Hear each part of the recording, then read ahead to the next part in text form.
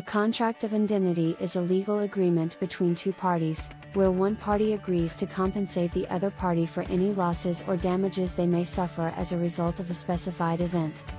In an indemnity contract, one party promises to protect the other party from any loss or liability that they may face as a result of a particular action or event.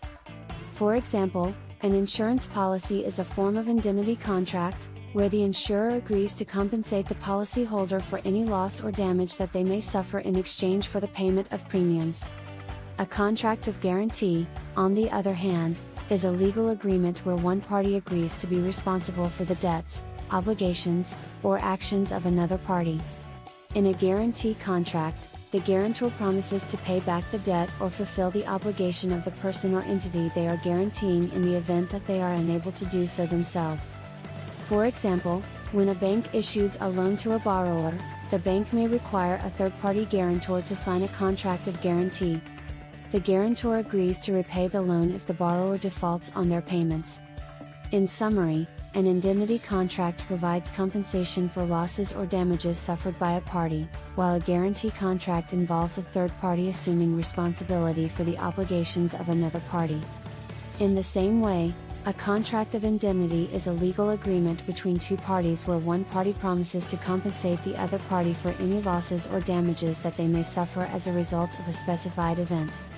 The purpose of such a contract is to protect one party against any potential liability that they may incur due to certain circumstances. An indemnity contract can be used in various situations, including insurance policies, construction contracts, and employment agreements. For example, in an employment agreement, an employer may agree to indemnify an employee for any legal fees or damages that they may incur while performing their duties. In a construction contract, the contractor may agree to indemnify the owner for any damages caused by their work. An indemnity contract typically includes several key elements, including the identification of the parties involved, the scope of the indemnity, and the circumstances under which indemnification will be provided. The contract will also specify the amount of compensation that will be provided, as well as any limitations or exclusions on the indemnification.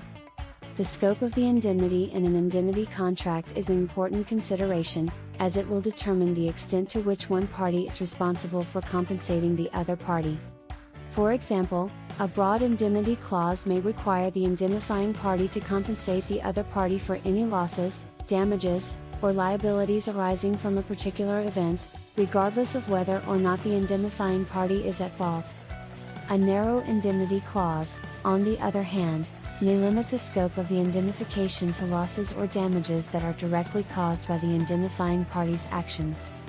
In addition to the scope of the indemnity, an indemnity contract may also include provisions related to the timing and method of compensation, as well as any limitations on the indemnifying party's liability.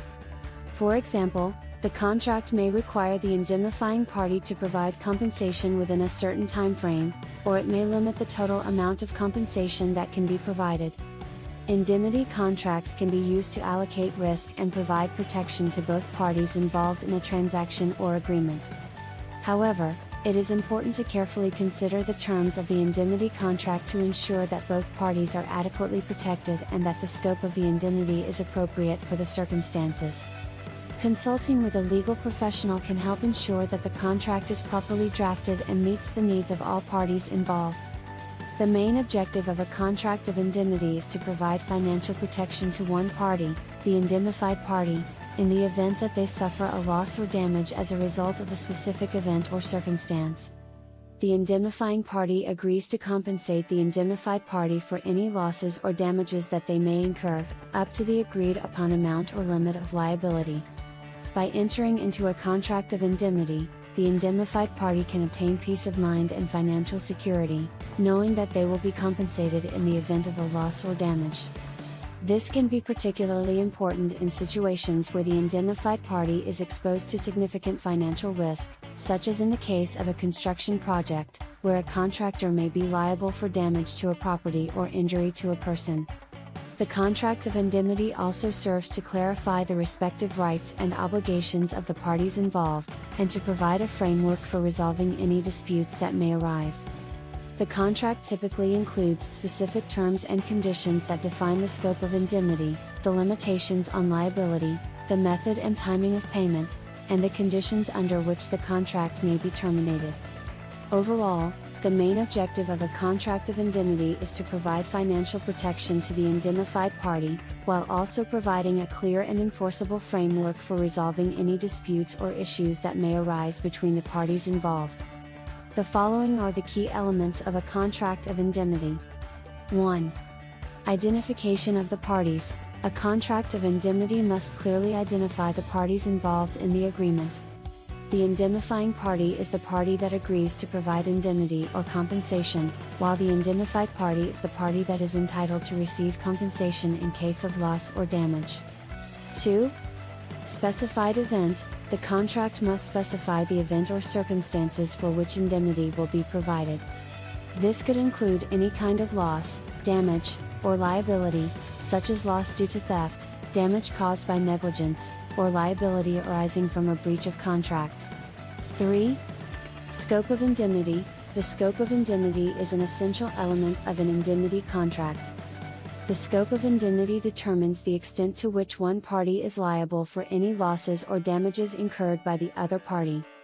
The scope of indemnity can be broad or narrow, depending on the circumstances and the needs of the parties involved. 4. Consideration. A contract of indemnity requires consideration, which is something of value that is exchanged between the parties. In most cases, consideration takes the form of money, but it can also be in the form of services or goods. 5. Limitations on indemnity. A contract of indemnity may include limitations on the extent of indemnification, such as a cap on the total amount of compensation that can be provided or limitations on the types of losses or damages that will be covered. Limitations are important to prevent the indemnifying party from assuming an excessive or unreasonable amount of liability. 6. Timing and method of compensation. The contract must specify the timing and method of compensation. This includes the timeline for payment of compensation, as well as the method of payment, such as through cash or check. 7. Exclusions. The contract may also include exclusions that limit the indemnifying party's liability for certain events or circumstances. For example, an exclusion may specify that the indemnifying party is not responsible for losses or damages caused by the actions of the indemnified party. Overall, a contract of indemnity is a legally binding agreement that is designed to provide financial protection to one party in the event of specified losses or damages. It is essential to carefully consider the terms of the contract to ensure that both parties are adequately protected and that the scope of indemnity is appropriate for the circumstances. The parts involved in a contract of indemnity are the indemnifying party and the indemnified party. Let's look at each of these parts in more detail. 1. Indemnifying party. This is the party that agrees to provide indemnity or compensation to the other party in the event of a specified loss, damage, or liability. The indemnifying party is typically the party that has the resources or ability to bear the risk of loss, and it assumes the responsibility of compensating the other party for any losses or damages that they may incur. 2. Indemnified party. This is the party that is entitled to receive compensation or indemnity in the event of a specified loss, damage, or liability. The indemnified party is typically the party that is at risk of suffering a loss or damage, and it relies on the indemnifying party to provide financial protection in the event that the specified event occurs. In addition to the indemnifying party and the indemnified party, a contract of indemnity may also involve other parties, such as insurance companies, brokers, or agents. These parties may act as intermediaries or facilitators in the contract of indemnity, helping to negotiate the terms of the agreement and provide additional resources or support to the parties involved. Overall, the key parts of a contract of indemnity are the indemnifying party and the indemnified party, both of which play critical roles in determining the scope and terms of the agreement. By carefully considering the needs and risk of both parties, a contract of indemnity can provide important financial protection and peace of mind in a wide range of situations. The adequate form for a contract of indemnity will depend on the specific needs and circumstances of the parties involved. However, There are several key elements that should be included in a contract of indemnity to ensure that it is legally binding and effective in providing financial protection. These elements include: 1. Clear identification of the parties. The contract should clearly identify the indemnifying party and the indemnified party, as well as any other parties that may be involved in the agreement, such as insurance companies or brokers. 2. Description of the event or circumstances. The contract should describe the specific event or circumstances for which indemnity will be provided. This could include any kind of loss, damage, or liability, and should be as specific as possible to avoid ambiguity or confusion. 3. Scope of indemnity. The scope of indemnity should be clearly defined in the contract, including the extent of liability assumed by the indemnifying party, the limitations on the types of losses or damages covered, and any exclusions or limitations on liability. 4. Consideration. The contract should include consideration, which is something of value that is exchanged between the parties. This could take the form of money, goods, or services, and is essential to ensure that the contract is legally binding. 5. Timing and method of compensation. The contract should specify the timeline for payment of compensation, as well as the method of payment. This could include cash, check, or other forms of payment, and should be agreed upon by both parties. 6. Signatures. The contract should be signed by both parties to indicate their agreement to the terms and conditions of the contract. 7. Legal language. The contract should be written in clear and concise legal language, with all terms and conditions clearly defined and explained. This will help to ensure that the contract is legally binding and enforceable in the event of a dispute. Overall, a contract of indemnity should be carefully crafted to meet the needs of the parties involved, with clear and specific terms and conditions that provide adequate financial protection in the event of loss or damage. By working with a legal professional and following these key elements, parties can create an effective and enforceable contract of indemnity that provides peace of mind and financial security. A contract of indemnity can be terminated for a variety of reasons, depending on the specific terms and conditions of the agreement. Here are some of the common reasons that may lead to the termination of a contract of indemnity. 1. Expiration. The contract may include a specific expiration date or time period, after which the agreement terminates automatically. Once the expiration date has passed, the contract is no longer in effect and cannot be enforced. 2. Performance. The contract may be terminated once the indemnifying party has fulfilled its obligations under the contract, such as paying the indemnified party the agreed upon compensation. 3. Breach. If one party fails to meet its obligations under the contract, the other party may have the right to terminate the agreement. For example, if the indemnifying party fails to provide the agreed upon compensation, the indemnified party may terminate the contract and seek legal action to recover their losses. 4. Mutual agreement. The parties may agree to terminate the contract by mutual consent, such as if they decide that the terms of the agreement are no longer relevant or if they reach a new agreement that supersedes the original contract. 5. Impossibility of performance. If unforeseen circumstances make it impossible for the indemnifying party to fulfill their obligations under the contract may be terminated. For example, if a natural disaster destroys the indemnifying party's property and makes it impossible for them to provide compensation, the contract may be terminated. Overall, the reasons for terminating a contract of indemnity will depend on the specific circumstances and terms of the agreement. However, by including clear and specific termination provisions in the contract, parties can help to minimize the risk of disputes and ensure that the contract is legally enforceable in the event of a breach or termination. A contract of guarantee is a legal agreement between two parties, where one party, the guarantor, promises to pay the debts or liabilities of another party, the principal debtor, in the event that the debtor is unable to do so. In other words, the guarantor provides a financial guarantee to the creditor that they will receive payment for any debts or obligations owed by the debtor. A contract of guarantee is often used in commercial transactions, such as when a business owner applies for a loan from a bank. The bank may require a third party, such as a parent company or a wealthy individual, to sign a contract of guarantee to ensure that the loan will be repaid, even if the business owner is unable to do so.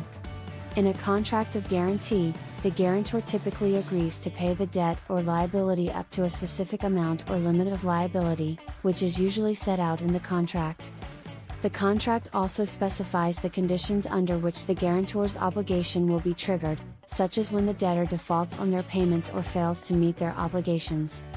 Like a contract of indemnity, a contract of guarantee is a legal and binding agreement that creates specific rights and obligations for the parties involved.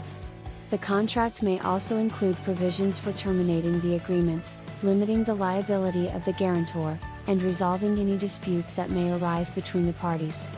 Overall, a contract of guarantee is a useful tool for managing financial risk and providing additional security to creditors, by ensuring that they will be able to recover their debts or obligations even if the debtor is unable to pay. The main objective of a contract of guarantee is to provide financial security to a creditor by ensuring that they will be able to recover any debts or liabilities owed by a debtor, even if the debtor is unable to pay. In other words, the contract of guarantee serves as a backup plan for the creditor, providing an additional layer of financial protection in the event of a default by the debtor. By entering into a contract of guarantee, the guarantor agrees to assume the financial obligations of the debtor, up to a specific amount or limit of liability. This can provide a level of assurance to the creditor, who may be more willing to extend credit or enter into a financial transaction with the debtor if they have the additional security of a guarantor. The contract of guarantee also serves to clarify the respective rights and obligations of the parties involved, and to provide a clear and enforceable framework for resolving any disputes that may arise. The contract typically includes specific terms and conditions that define the scope of the guarantee, the limitations on liability, the method and timing of payment, and the conditions under which the contract may be terminated. Overall, the main objective of a contract of guarantee is to provide financial security and peace of mind to the creditor, while also providing a clear and enforceable framework for managing the financial risks and obligations of all parties involved. The key elements of a contract of guarantee include: 1. Parties. The contract of guarantee should clearly identify the parties involved, including the creditor, the principal debtor, and the guarantor. 2. Guarantor's obligations. The contract should specify the nature and extent of the guarantor's obligations, including the amount of the guarantee and the conditions under which the guarantor's liability will be triggered. 3. Limitations on liability. The contract should specify any limitations on the guarantor's liability, such as a cap on the amount of the guarantee or a time limit on the guarantor's obligation. 4. Payment terms. The contract should specify the terms and conditions for payment, including the timing and method of payment, as well as any interest or fees that may apply. 5. Termination. The contract should include provisions for terminating the agreement, including any notice requirements or conditions under which the contract may be terminated. 6. Dispute resolution. The contract should include provisions for resolving any disputes that may arise between the parties, including a choice of law and jurisdiction, and any arbitration or mediation requirements. 7. Governing law. The contract should specify the governing law that will apply to the agreement, which can be important in determining the rights and obligations of the parties in the event of a dispute. Overall, a contract of guarantee should be clear, specific, and enforceable, in order to provide financial security and peace of mind to the creditor and to manage the financial risks and obligations of all parties involved. The parts involved in a contract of guarantee are: 1. Creditor. The creditor is the party that is owed a debt or obligation by the principal debtor, and who is seeking the additional security of a guarantor. 2. Principal debtor. The principal debtor is the party that owes the debt or obligation to the creditor, and who may be required to provide a contract of guarantee as a condition of the financial transaction. 3. Guarantor. The guarantor is the party that agrees to assume the financial obligations of the principal debtor, up to a specific amount or limit of liability, in the event that the debtor is unable to pay. 4. Contract of guarantee. The contract of guarantee is the legal agreement between the guarantor and the creditor, which specifies the terms and conditions of the guarantee, including the nature and extent of the guarantor's obligations, the limitations on liability, and the payment terms. 5. Collateral. In some cases, the creditor may require the guarantor to provide collateral as security for the guarantee. This may take the form of assets or other financial instruments that can be used to cover the debt or obligation in the event of a default by the debtor. Overall, the parts involved in a contract of guarantee are similar to those in a contract of indemnity, with the addition of the creditor, who is seeking the additional security of a guarantor to manage their financial risks and ensure that they are able to recover any debts or obligations owed by the debtor. There are several reasons why a contract of guarantee may be terminated or come to an end, including 1. Payment. The contract of guarantee may terminate when the principal debtor has fully repaid the debt or obligation owed to the creditor. 2. Time limit. The contract of guarantee may include a time limit, after which the guarantor is no longer obligated to provide the guarantee. 3. Limitations on liability. The contract of guarantee may specify a maximum amount or limit of liability, after which the guarantor is no longer responsible for any additional debts or obligations. 4. Mutual agreement. The contract of guarantee may be terminated by mutual agreement of the parties, such as when the creditor agrees to release the guarantor from their obligations. Breach of contract. The contract of guarantee may be terminated if either party breaches the terms of the agreement, such as by failing to make payments or failing to perform their obligations. Overall, the reasons for ending a contract of guarantee will depend on the specific terms and conditions of the agreement, as well as the financial and legal circumstances of the parties involved.